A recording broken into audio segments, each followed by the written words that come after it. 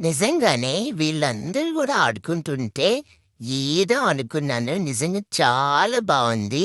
ఈ blue side అయితే చెప్పాల్సిన అవసరం లేదు. ఇంకా బాగుంది. కాపోతే గుండెకాయ చేతులకొచ్చేసినట్టు అనిపించింది.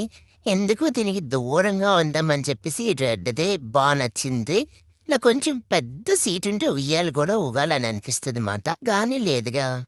మళ్ళీ ఎక్కాలా? ఎక్కితే కొడతారేమో అని చెప్పేసి అనుకుంటున్నాను. ఈరోజు కొంచెం పార్క్ ఖాళీగానే ఉంది. బేగా రావడం వల్ల ఇంకా ఈ పిల్లకాయలెవరు రాలేదు. కాబట్టి నేనే ఫస్ట్. హ్యాపీగా స్లైడ్‌లన్నీ తీసుకోవచ్చు. పిల్లలెవరు భయపడరు గానీ ఇక్కడుండే పేరెంట్స్ కొంతమందొస్తారు కదా! వాళ్ళు మాత్రం కరిచేస్తది, కరిచేస్తది. దూరంగెళ్ళు, దూరంగెళ్ళు అంటారు. అదే కదా! పిల్లలకి లేని భయం పేరెంట్స్‌కొచ్చేసింది. నాకదే అర్థం కావట్లేదు. వాళ్ళకి తెలియని విషయం ఏంటంటే హ్యారీ అంటే చాలా గుడ్ బాయ్. ఎప్పుడు మంచోళ్ళని కరడు హాయ్, చెడ్డవాళ్ళని కరుస్తాడు. సో, మా అమ్మ మళ్ళీ జారమంటది. మళ్ళీ జారేసాం. రోజుకో 2, 3 సార్లు ఇలా జారేసి కొద్దిసేపు పార్క్‌లో వాకింగ్ చేసేసుకొని ఇంటికెళ్ళిపోతే హ్యాపీగా ఉంటది.